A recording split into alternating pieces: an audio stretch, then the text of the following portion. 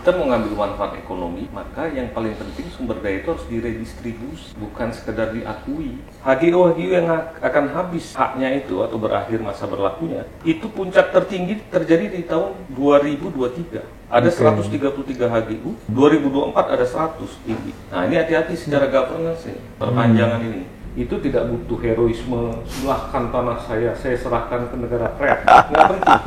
Kita ini negara yang punya dignity, ya, bukan pengemis tanah.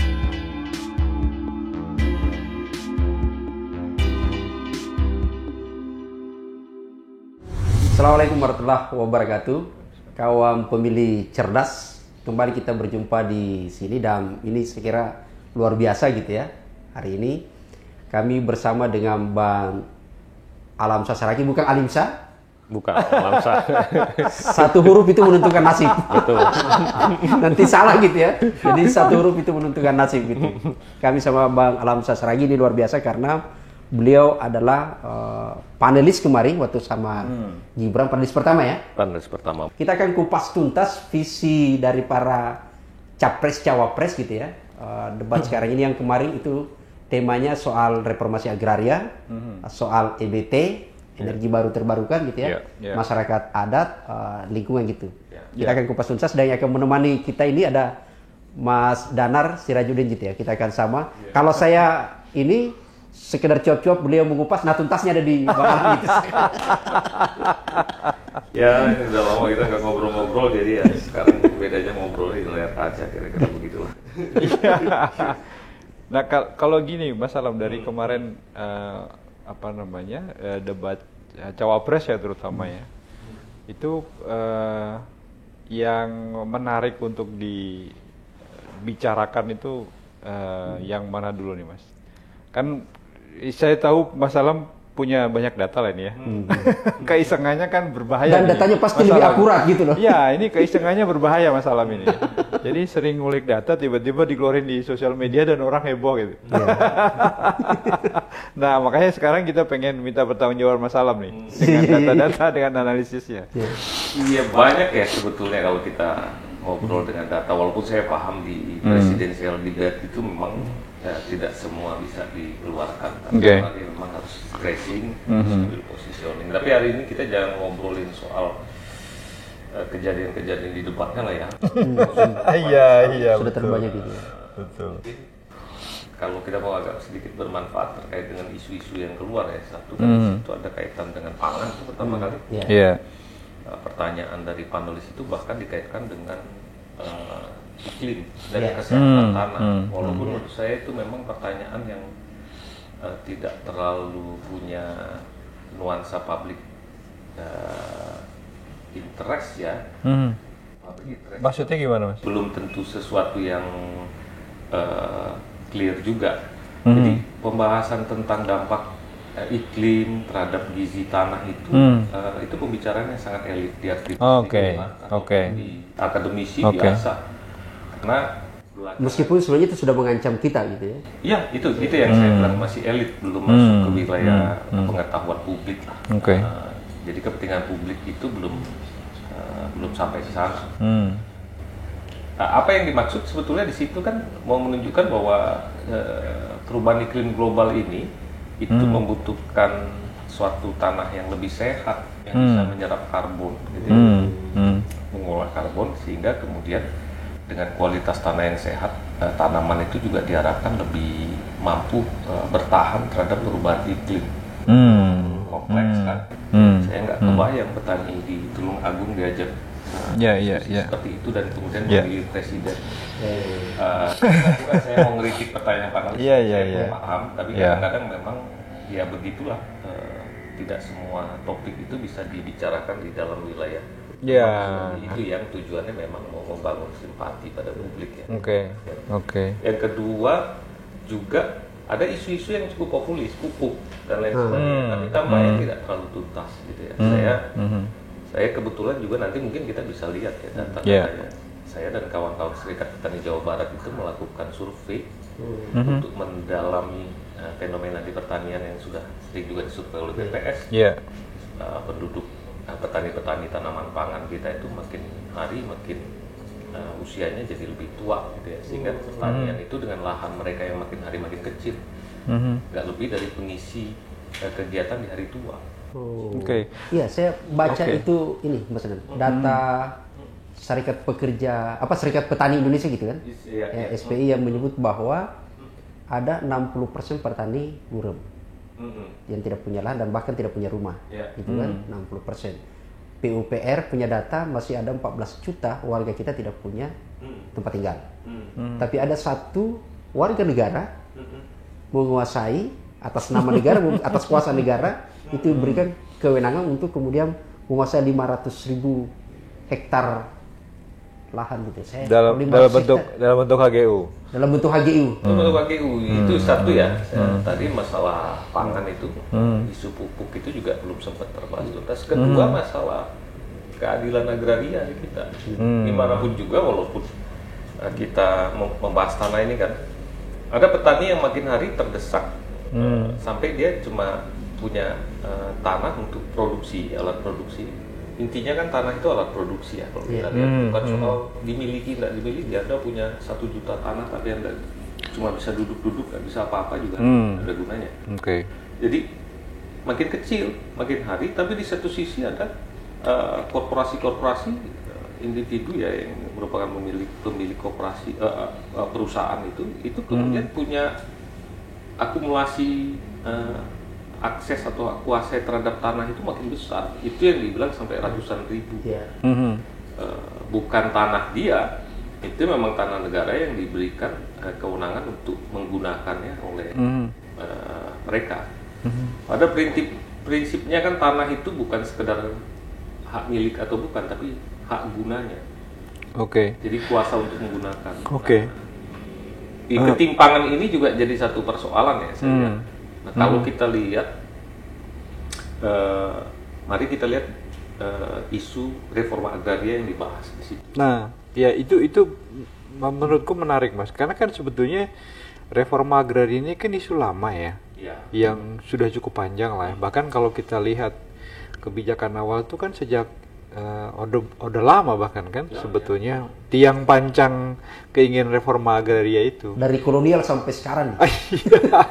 Nah, kalau masalah melihat sebetulnya kita itu berputar-putar di masalah apa sih Mas di reforma agraria itu? Apakah memang cara pandang kita tentang reforma agraria itu memang perlu diluruskan, atau sebetulnya kita memang lagi asik di main-main di riak-riak yang artifisial gitu, atau gimana? Ya, kalau menurut saya itu pertama memang di sisi cara berpikir ya.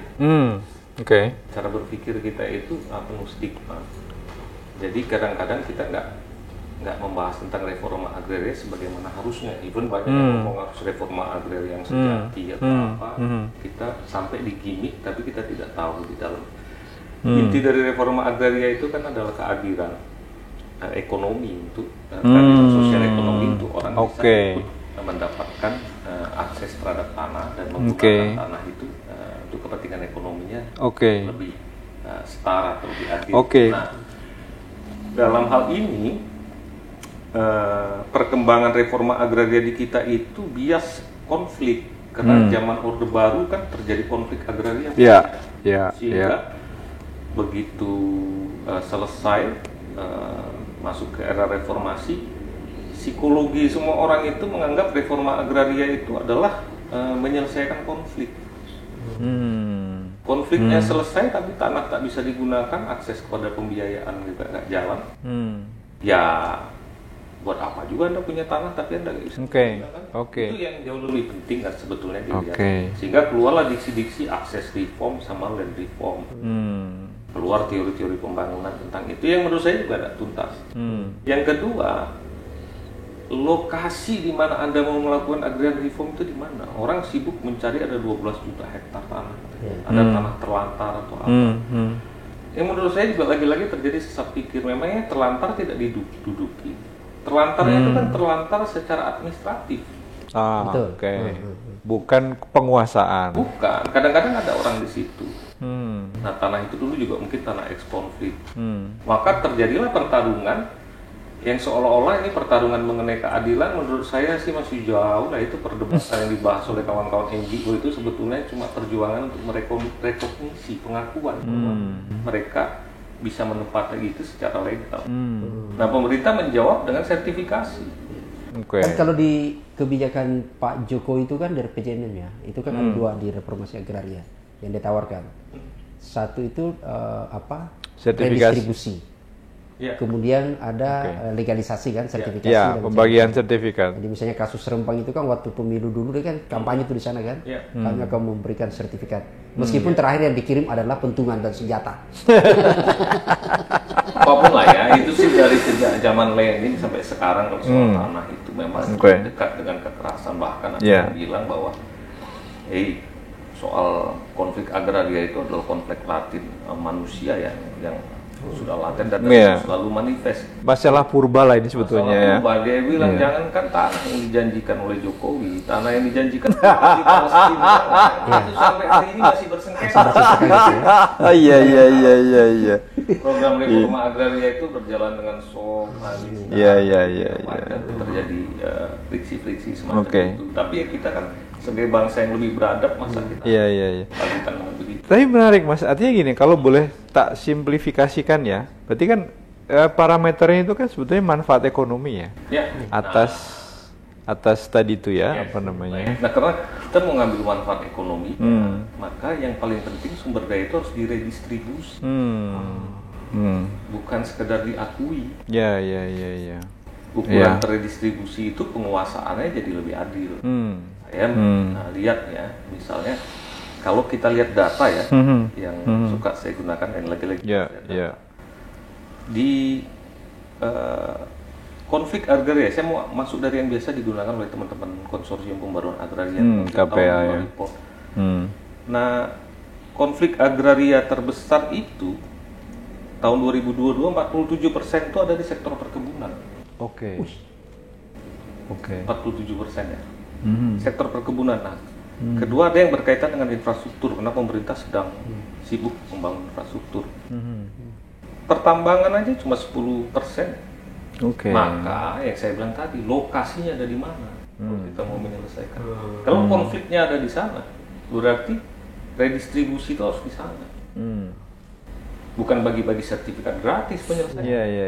Itu kan cuma legalisasi aja. Kalau kita lihat kan 47% itu ada di perkebunan. Maka lokasi atau lokus dari keadilan agraria itu harus kita kejar ke sana. Di sana ya. Perkebunan, mari kita lihat sekarang. Perkebunan itu kan biasanya dikeluarkan HGU. Ini saya punya data dari tahun 2017 sampai 2025. Ini saya minta waktu saya di Ombudsman ya. HGU yang akan habis haknya itu atau berakhir masa berlakunya, itu puncak tertinggi terjadi di tahun 2023. Ada 133 HGU, 2024 ada 100 tinggi. Nah, ini hati-hati secara governance ini, perpanjangan ini. Ini biasanya sedang pemilu mau perpanjangan HGU, kita tahu apa yang terjadi biasanya kan banyak sekali mediocre yang akan bekerja. Sehingga kalau PPATK kemarin bilang banyak sekali uang-uang aneh masuk itu ya mungkin berkaitan logistik ini. Jadi itu 133, saya nggak tahu HGU yang besar. Nah, ini kan kalau dibiarkan terus-terusan diperpanjang oleh perusahaan, ketimpangan makin hari makin banyak karena banyak sekali penduduk yang membutuhkan lahan untuk bertani. Apalagi penduduk kita kan rata-rata memang dari sisi tingkat pendidikan, tenaga kerja kita itu memang dari sisi skill itu yang paling dekat ya dengan bertani, berkebun gitu ya. Tani, maka ini bagaimana kita meredistribusinya? Sorry Mas, kalau dari 133 itu total luasannya berapa? Nah, ini saya yang belum dapat, dan dulu sebetulnya saya mau lanjutkan tapi keburu agak diprotek Pak Sufyan Jalil. Sumber datanya ya? Down gitu dari situs BPN bahkan. Sebetulnya kan nggak perlu juga, kita nggak perlu nama perusahaannya, kita cuma butuh luasan gitu ya. Tapi mungkin dengan ada menteri. Jadi nama-nama yang berakhir HGU-nya itu sudah 30 kita belum tidak punya data ya? Ya, itu Tidak bisa dipastikan bahwa di situ termasuk Prabowo punya. sudah di take down. Ya kalau untuk begitu bisa sih kita investigasi juga bisa. Iya. Soalnya gini, Bang. Itu Ada masalah kecil jadi begitu. 2 minggu lalu Pak Prabowo itu kan di Pekanbaru. Katanya sudah pernah menghadap ke Pak Presiden kan, Ya. Pak Jokowi. Dia kembalikan sebagian. Terus dia titip pesan lagi, kalau Pak Jokowi negara ini butuh untuk ketahanan pangan nih, maka saya siap kembalikan. Cuma saya cek untuk program Food State itu bukan HGU dia yang digarap gitu. Udahlah, kalau soal tahu tanah saya serahkan, saya bukan tanah yang saya pentingkan, saya butuh presiden yang cerdas. Wah, Kalau saya bilang begitu. Singapura itu tanah yang kecil, tapi dia bisa kuasai ASEAN gitu kan. Iya. Apa Betul. sih? Kita bukan pengemis, harus negara ini jangan jadi pengemis, minta tanah sama orang. Apa lagi urusan kayak gitu. Oke. Jadi Oke. Nah, balik ke tadi Mas. Berarti kalau ini kan berarti titik kritis ya. 2023 ini 133 habis. Iya. Nah, kalau kita balik ke apa namanya pembicaraan kita di awal tadi soal reforma agraria, itu lalu apa yang harusnya dilakukan oleh siapapun ya, pemerintah yang katakanlah ke depan itu terpilih sebagai presiden gitu, untuk mengembalikan keadilan. Ya tadi yang berkaitan dengan SAM tadi kan, dibilang oleh Bung Sam tadi, ini ada yang tanah yang dikuasai cukup banyak, satu orang bukan, bahkan korporasi. Oke. Tidak mungkin atas namanya. Iya. Pasti nama perusahaan ya. Dipakai. Nanti kita masuk ke persoalan hukum perdata segala macam, nggak usah kita bahas dulu lah itu. Nah, di sini artinya kan memang dikuasai segelintir. Salah satu lagi ini. Salahkah ya? Nggak salah, memang dikasih kok. Luang. Bahkan boleh diperpanjang. Sekian lama, tambah terus. Nah pertanyaannya bagaimana cara meredistribusi ini secara adil? Ingat 47% itu dari perkebunan. Kalau cuma bagi-bagi tanah yang dulu berkonflik segala macam itu asal dibereskan dengan baik, diafirmasi, selesai. Itu pun nanti pasti ada masalah. Ketika sudah dibagi-bagi ada orang lain dari luar ikut masuk. Ya, bisa juga harus diterapkan sistem tanah kolektif gitu kan. Siap nggak begitu? Jadi itu panjang lagi. Jadi saya bilang di kita ini tidak membahas sesuatu yang lebih besar dan lebih penting. Sibuk membahas sesuatu yang artifisial dengan energi yang berkepanjangan. Nah, ini kalau mau kita redis maka harus diterapkan yang saya bilang tentang sistem perpanjangan HGU yang regresif. Apa yang dimaksud dengan regresif? Jadi kalau kalian mau perpanjang HGU, sebagian area yang premium itu, kalian harus lepas 10-15% per 5 tahun. Atau dari luasan HGU itu. Ya.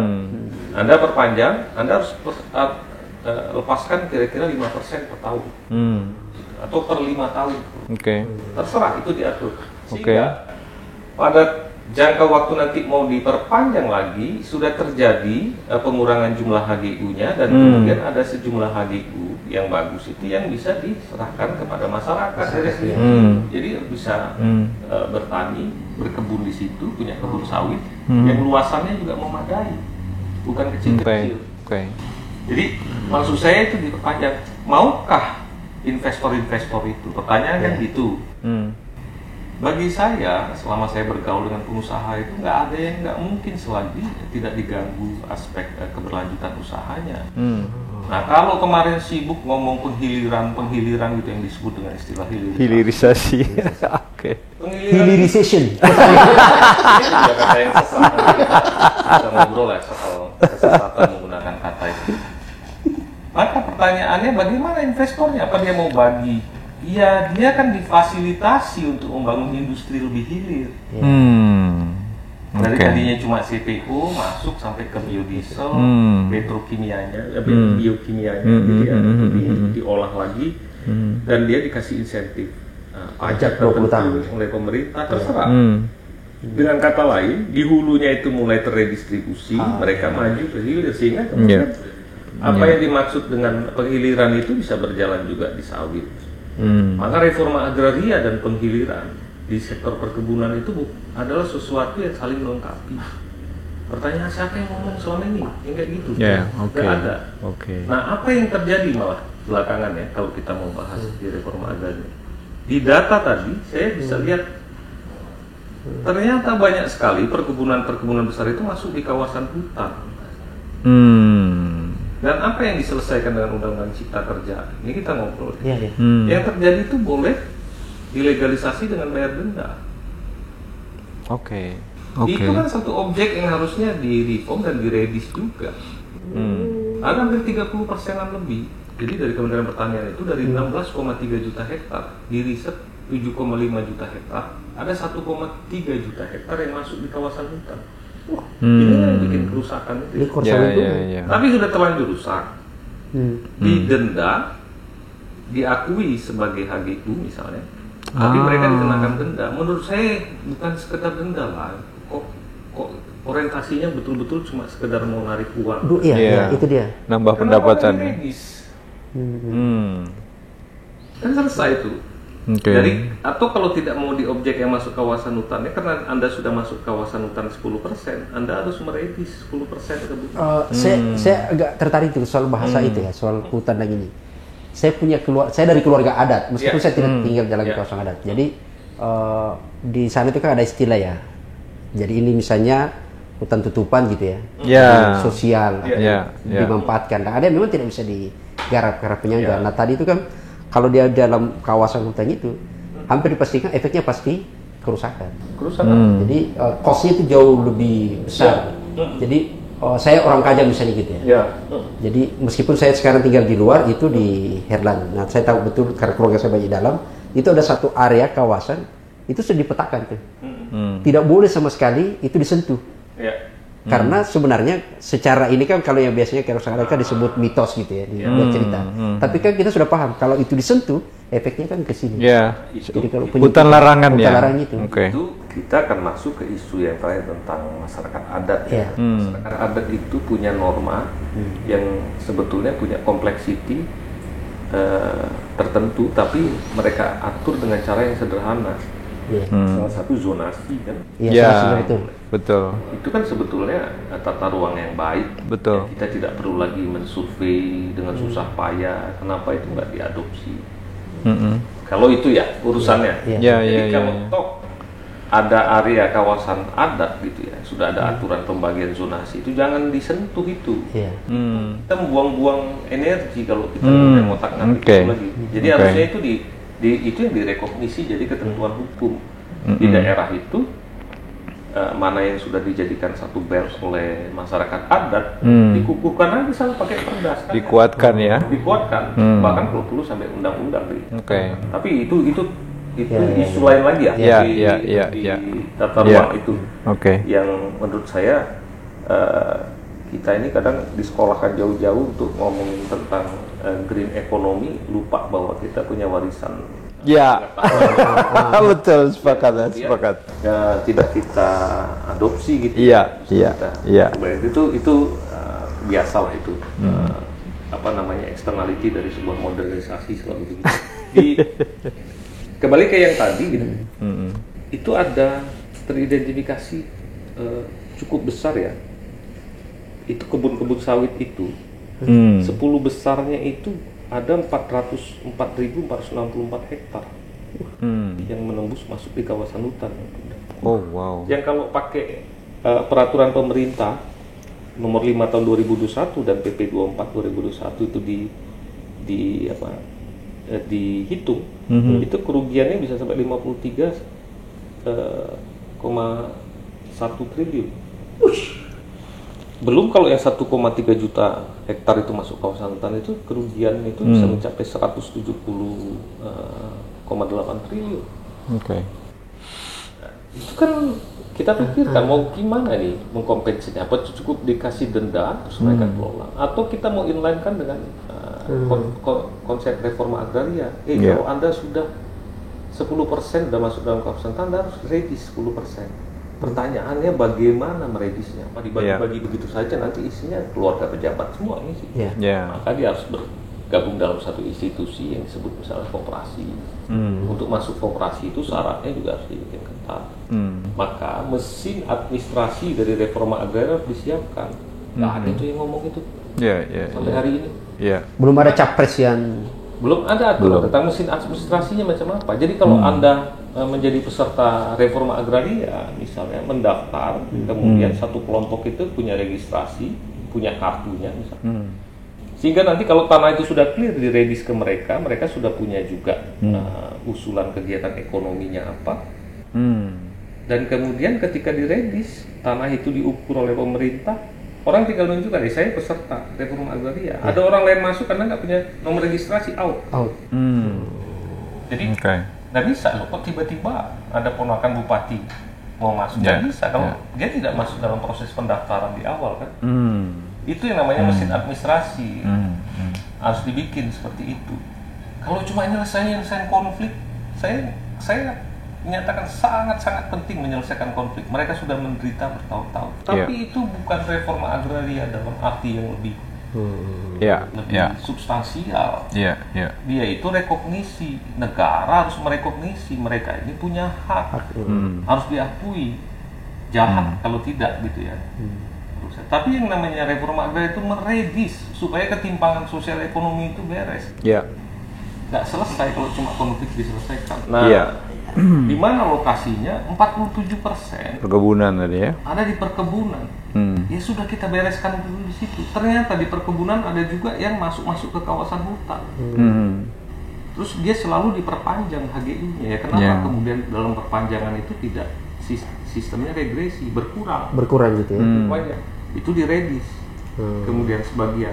Bagaimana dengan investor? Investor ya maju terus ke hilir supaya berkembang industri dalam mata rantai pasok perkebunan itu. Sesederhana itu tidak butuh heroisme. Silahkan tanah saya serahkan ke negara keren. Nggak penting. Kita yang negara yang punya dignity, bukan pengemis tanah. Kira-kira begitu. Tapi menurutku itu nggak sederhana sih. Maksudnya ini kan memang sejak awal perlu disepakati dulu ya, terma reforma agraria itu. Karena kan kalau yang tadi Pak Sam sampaikan, kita lebih asik melihat bagi-bagi sertifikat gitu ya, tanpa sebetulnya kita mau sepakat bahwa ukurannya itu kan harus manfaat ekonomi gitu. Kita juga pun belajar dari Afrika Selatan ya zamannya. Pasca apartheid itu kan juga sama kan, melakukan pengembalikan hak tanah kepada kelompok petani kulit hitam. Tapi setelah sekian generasi mereka nggak punya keahlian mengelola tanah, begitu dikasih sertifikat jadi dijual lagi tanahnya gitu. Jadi dua hal yang paralel gitu. Karena pemberian distribusi legasi kan sebenarnya dia, kalau kita di sisi hukumnya kan itu pengakuan kedaulatan rakyat bahwa saya memiliki tanah itu gitu. Kalau itu kan hak. Jadi hak untuk dilindungi hak miliknya. Terus kemudian diakui. Untuk apa kalau tidak bisa? Nah, kalau untuk tanah untuk digarap kan lain lagi. Ternyata hak atau peluang, kesempatan untuk menggunakan tanah itu sudah makin hari makin timpang. Itu yang jadi esensi dari redistribusi. Saya mau masuk itu, Mas Lenar, di soal pemampatan lahan gitu ya. Proyek Port State ini kan. Karena ya kita lihat misalnya berapa lahan tidur sebenarnya, berapa petani yang luas tanahnya tidak tergarap, tidak bisa optimal hanya karena tidak ada pupuk, tidak ada suplai saprodi, tidak ada bibit, tidak ada kok tiba-tiba pemerintah pergi membangun lahan baru, membuka lahan baru gitu ya. Kan ada membuka proyek sewa baru, kena gitu ya, ada ini. Terus dikondisikan di situ. Gimana itu ya? Baru berapa triliun itu. Padahal saya kebetulan orang tua saya petani, almarhum gitu ya. Jadi dan saya dari sampai SMA itu ikut. Itu kemudian kita paham lah kalau 1 hektar itu berapa singkong sebenarnya. Hanya berapa batang-batangnya itu kemudian ditanam dan tumbuh, kemudian berjejer truk untuk angkut hasilnya. Gitu. Jadi kalau kita suplai misalnya modalnya petani dikasih 10 juta saja, untuk 10 hektar berapa penghasilannya? Dengan ikut pupuknya apa semua kan? Ketimbang dengan seperti itu. Gitu. Ya itu kan sebetulnya keluarnya itu dari pemikiran begini ya. Kenapa harus punya food estate di era pemerintahan Jokowi periode pertama itu selalu kita sulit mau mengejar agar kita tidak impor pangan. Yang saya juga heran kenapa sih alergi betul dengan impor. Kedua, emang Indonesia ini mau menanam dari semua tanaman itu untuk bisa swasembada. Itu kebodohan yang unik bagi policy maker. Karena dunia ini kan pada dasarnya adalah rantai pasok terintegrasi, maka kita harus putuskan tanaman mana yang kita mau swasembada. Bukan semua. Iya. Ada tanaman yang memang dipakai untuk industri. Beda lagi tuh nanti kan. Ada tanaman yang memang untuk pangan pokok yang tidak boleh kurang kalau ada apa-apa. Itu kemudian cukup masyarakat, maka harganya pun harus distabilkan. Dia tanaman namanya yang punya public interest-nya tinggi. Ada lagi tanaman yang memang dikelola untuk tumbuhnya sektor pertanian dan menyerap tenaga kerja, beda lagi itu. Jadi maksud saya ada tanaman-tanaman sekalipun dia tanaman pangan yang sifatnya komersil, ada yang sifatnya memang punya kepentingan publik yang harus dilindungi. Itu dulu ditetapkan. Jangan main seolah semua bisa kita tanam maka kemudian kita akan bersuasembada pangan. Saya paling kekeh ya dengan istilah kayak gitu. Maksud saya kok kita nggak cerdas-cerdas dari sudut itu baru gitu. Nah, tapi sorry Mas, aku challenge itu dengan pertanyaan gini. Kita itu kan sebetulnya punya variasi sumber karbohidrat yang luar biasa di setiap daerah ya. Artinya saya orang yang masih berpandangan bahwa salah satu kesalahan Orde Baru itu kan memaksa semua masyarakat Indonesia makan beras. Nah, masalah melihatnya gimana? Maksudnya gini, dengan kekayaan sumber karbohidrat tadi, kenapa nggak kita kembalikan ke situ gitu? Kalau kita mau bicara soal ketahanan pangan. Saya tuh orang yang percaya bahwa Tuhan itu adil ya. Kalau bangsa Indonesia ini dikasih semuanya selama, masa Tuhan nggak adil? Ada bangsa lain dibikin sengsara, stupid, tidak seperti itu. Itu tapi kan kita didoktrin selalu begitu, seolah kita itu makmur pada dasarnya. Karbohidrat itu dipenuhi kan dua macam caranya. Ada yang memang dari umbi-umbian, ada yang memang dari biji-bijian, beras itu serealia. Nah, maka negara-negara di dunia ini dalam memproduksi gandum atau beras untuk kebutuhan pangan itu dia memiliki harus memutuskan dulu. Saya mau memproduksi negara ini dalam batas yang cukup agar tidak kekurangan masyarakat terhadap kebutuhan karbohidrat itu. Satu, terus kedua saya mau melihat kombinasinya apa. Misalnya dari umbi-umbian, dari beras gitu. Saya mau lihat komposisi produksinya macam apa. Itu harus diputuskan dulu tuh. Kalau kita lihat, kalau sagu sudah lah, makin banyak penduduk memang kan kita bisa nanam pohon sagu tiba-tiba kan panjang. Itu sama dengan orang mau bikin etanol dari pohon aren. Ketawa-ketawa. Etanol itu satu industri, pohon aren itu nunggunya berapa tahun. Tapi kadang-kadang ilusi itu. Artinya logikanya memang soal rantai pasok tadi ya yang harus kita selalu lihat. Maka pertanyaannya, mari kita lihat data di dunia. Data di dunia itu ternyata beragam. Negara-negara itu ada kayak Vietnam yang sudah memutuskan saya mau jadi produsen beras. Maka tanahnya itu dikonsentrasikan untuk produksi beras. Maka bukan cuma untuk kebutuhan di dalam, bahkan dia mau luar, mau dia beras itu jadi kebutuhan komersil juga dia jual, di ekspor. Maka kalau kita lihat di pinggiran Sungai Mekong itu ya sangat banyak ditanam oleh sawah. Oleh padi di sawah. Nah, ada negara lain yang juga mungkin berpikirnya tidak begitu. Ya sudah, kayak Malaysia sebagian kami impor beras tapi sawit kami yang pegang. Itu kan harus dipikirkan untuk Indonesia apa. Jangan terlalu kita dengerin lah. Nah, comel-comel yang nggak jelas itu kan kita ajak berdiskusi supaya sama-sama cerdas. Di Indonesia ini mau apa? Kalau semua kan padi itu paling banyak sebetulnya di Pulau Jawa sebagian Sulawesi dan kaki bukit barisan di Sumatera terus sebagian daerah gambutnya juga ada gitu. Tapi kan yang produktivitas paling bagus itu di bawah pegunungan. Itu kan nggak bisa kita hindarkan. Kan harus dilihat stok tanah kita yang cocok itu untuk berapa. Kalau itu memang harus kurang ya import. Pertanyaan berikutnya setelah stok tanah, produktivitas tanahnya berapa? Maka kan lebih baik tanahnya disehatkan supaya produktivitasnya naik. Satu. Kedua, kalau masih kurang juga, coba lihat 1 hektar tanah itu lebih cocok ditanam ubi atau tanam padi.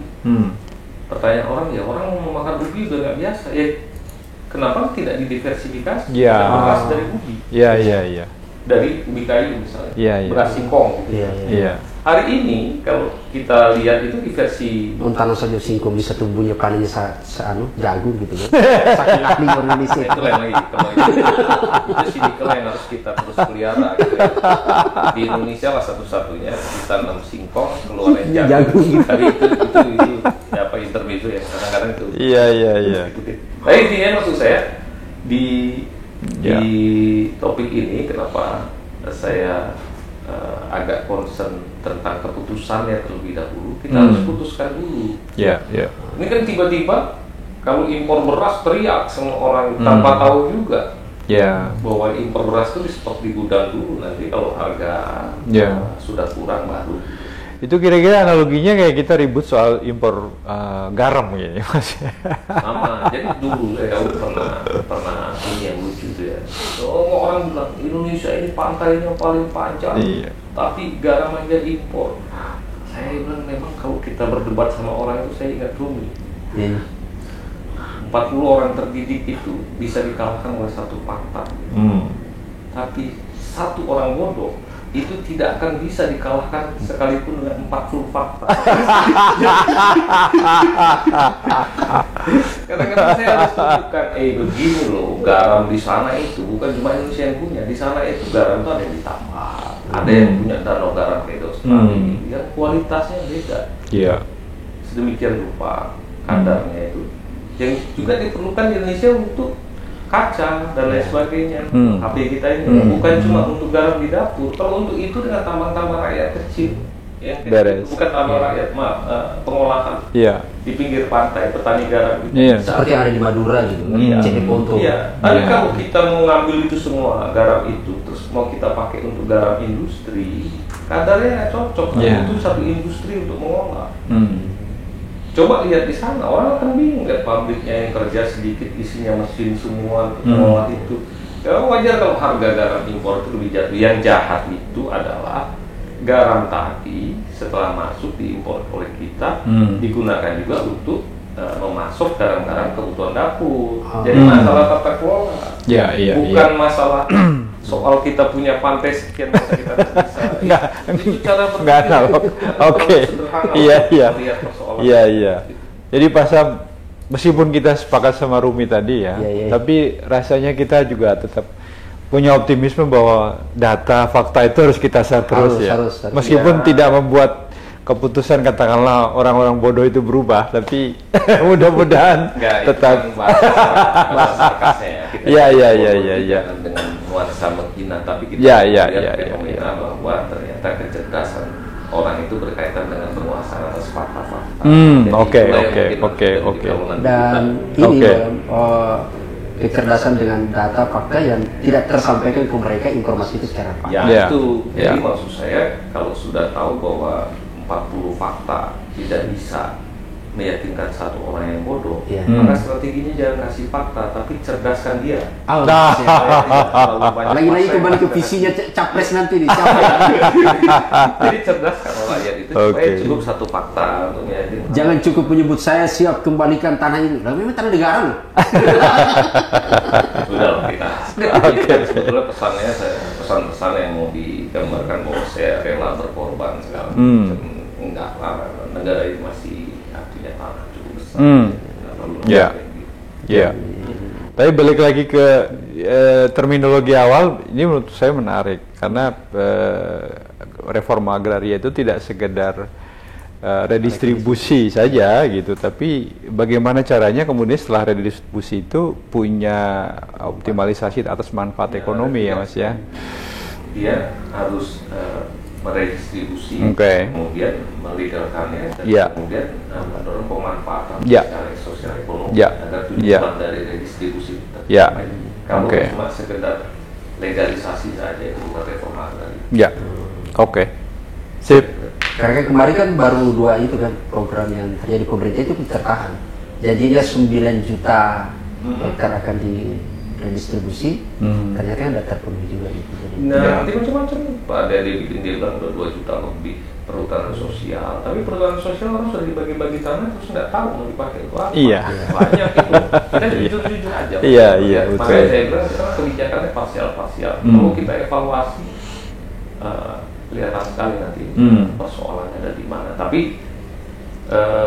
bukan soal juta-jutanya. Bagaimana secara sistematis kita redistribusi. Kedua, secara sistematis juga tanah itu kemudian menimbulkan nilai tambah ekonomi. Oke, kita masuk di sesi terakhir nih. Kita ambil tadi soal bagaimana tanah yang sudah diredistribusi itu kemudian bisa bermanfaat gitu ya. Nah, kita lihatlah, katakanlah bukan redistribusi tapi ada tanah yang tidak tergarap dengan baik. Ini karena keluhan dari masyarakat ini, petani gitu ya. Soal pupuk, soal ini kan hampir terutama capres nomor 3, nomor 1 ini kan mengangkat isu soal kelangkaan itu gitu ya. Yeah. Kira-kira gimana itu untuk dari pembacaan Bang Alam dari visi para capres ini untuk mengatasi, bisa kemudian mengangkat derajat dari para petani? Saya bukan membela ya, tapi saya tertarik dengan idenya Muhammad Iskandar. 5 miliar per desa itu ya. Oke. Mau lihat satu, ada survei dari apa namanya ya, teman-teman Serikat Petani Jawa Barat itu 1.103 responden. Oke. Kalau kita lihat Di Jawa Barat Mas ya? Oke. Misalnya tadi pupuk kan, ternyata di sini mereka bilang bahwa kesesuaian penerima manfaat kartu tani itu 67,3% bilang kurang tepat. Kurang tepat itu bukan berarti dibedakan dengan tidak tepatnya. Kenapa disebut kurang tepat? Itu menurut mereka ada orang-orang yang kadang tidak punya tanah. Kalau yang tidak tepat tuh mereka menganggap dia orang harusnya nggak punya hak. Dia bisa dapat kartu tani sehingga kemudian malah dia jual. Oh, itu kalau di bansos itu exclusion error ya? Iya. Oke. Nah, yang tepat sasaran itu cuma kira-kira 19,9% atau 20% menurut mereka ya. Ini persepsi petani di wilayah survei. Nah, kualitasnya macam apa? Lagi-lagi ini persepsi. Ada 45,3% bilang kurang bagus jika dibandingkan dengan pupuk komersil. Oh, pupuk subsidinya Mas? Iya. Di kualitasnya? Iya. Oke. 45,3%. Oke.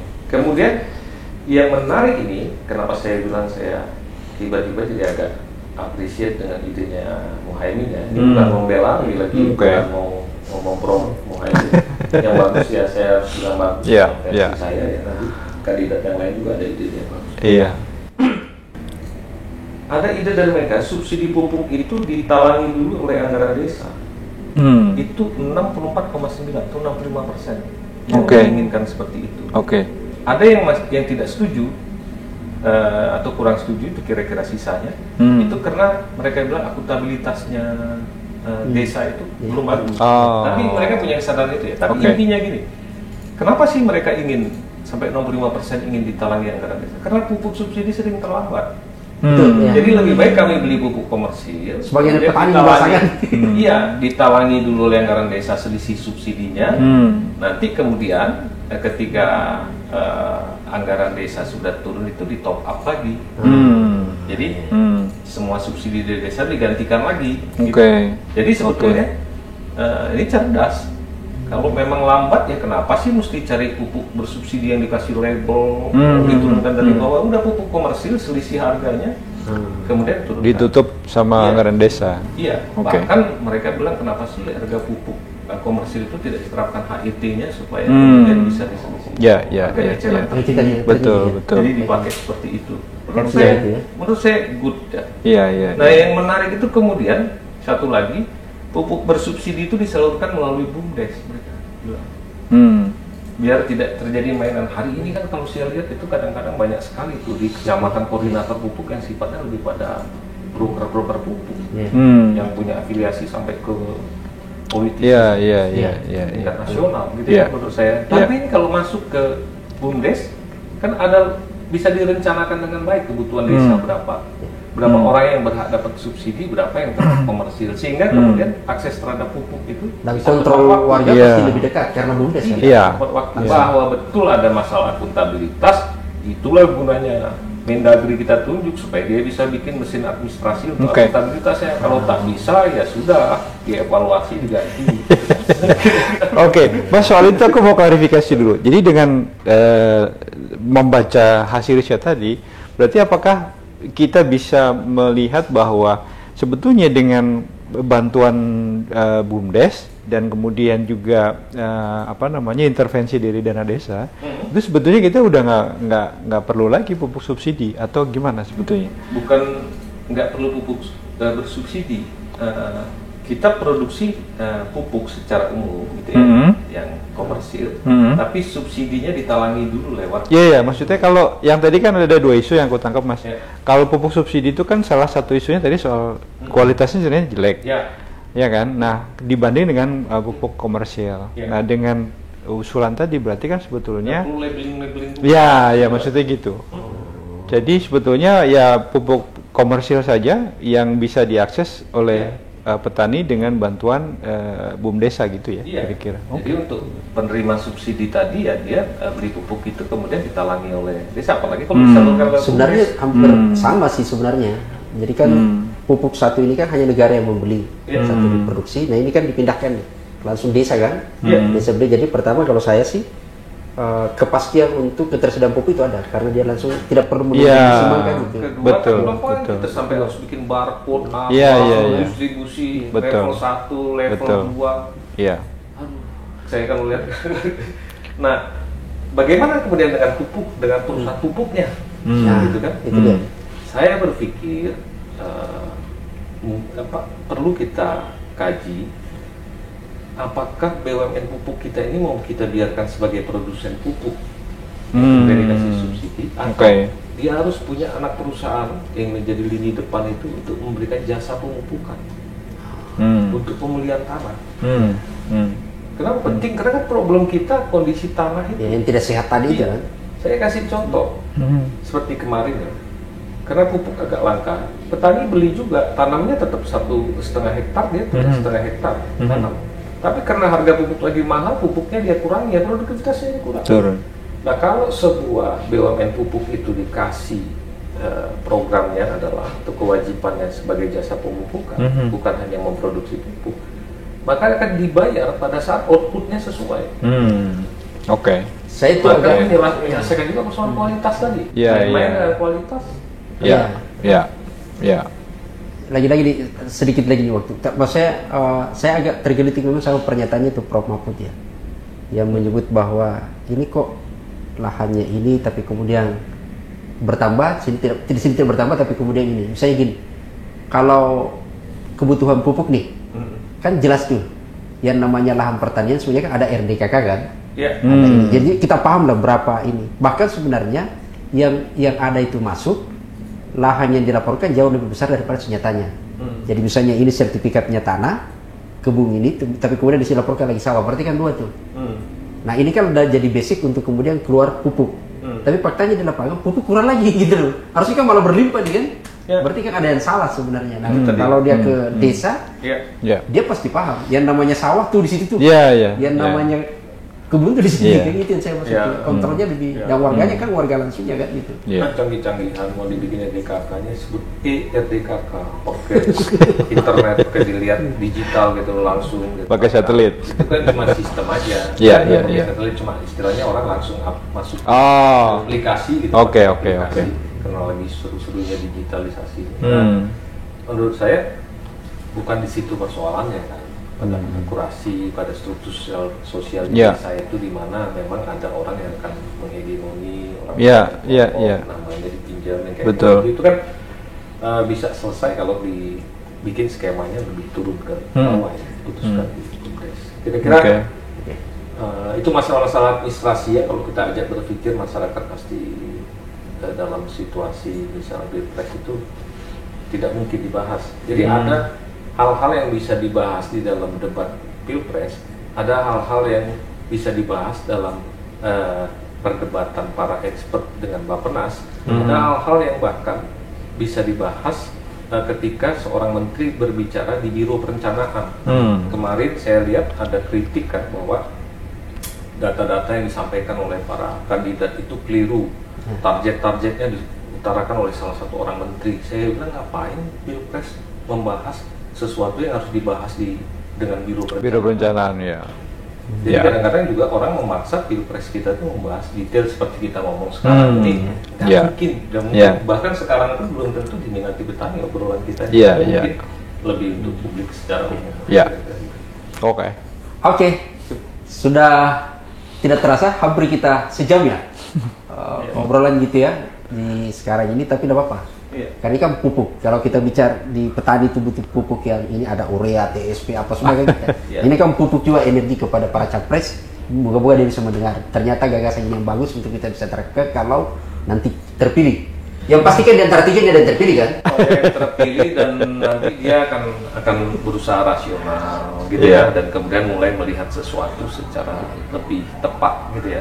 Jadi pada saat itu saya sih berharap banyak orang juga memberikan masukan kepada siapapun yang terpilih. Sip. Dan yang pasti data lah ya yang perlu apa namanya mulai kita populerkan gitu sebagai basis mindset, berpikir gitu. Betul. Jadi data dulu, pikiran dulu, gagasan, baru kerja. Dan kalau wrap up tadi obrolan kita kan data, lalu yang kedua terminologinya clear dulu. Kita mau apa ya kan? Cara berpikir. Yang ketiga putuskan kita mau fokus di mana kira-kira gitu. Jadi pertama kalau saya berpikir struktur berpikir yang benahi dulu, kemudian kasih data yang baik supaya dia bisa memahami apa adanya. Kembali ke yang tadi saya bilang, apalah gunanya data sebagai fakta kalau cara berpikir tidak cerdas. Cara berpikir dulu. Oke, kawan pemilih cerdas, teman-teman semua, saya ingin menyatakan kepada kita semua bahwa di antara tiga paslon itu punya visi misi. Mari kita sama-sama membaca, mengkritisi, dan kami di sini itu tentu juga terbuka kalau ada komentar atau saran, dan yang menjadi penting termasuk juga adalah pertanyaan gitu ya. Kita akan bisa atau usulan topik apa yang perlu dibahas. Kita akan coba bedah visi misi para kandidat ini kira-kira apa dalam perspektif banyak pihak gitu ya. Tentu di kami juga ada perspektif dan di pemirsa juga ada perspektifnya. Mari kita sama-sama untuk berdiskusi secara baik. Tidak perlu untuk kemudian menyatakan bahwa ini menghina dan macam-macam. Yang penting adalah Anda punya gagasan, kayak punya gagasan dan niatnya baik. Indonesia bukan negara apa tadi? Pengemis. Kita negara kuat. Assalamualaikum warahmatullahi wabarakatuh. Waalaikumsalam.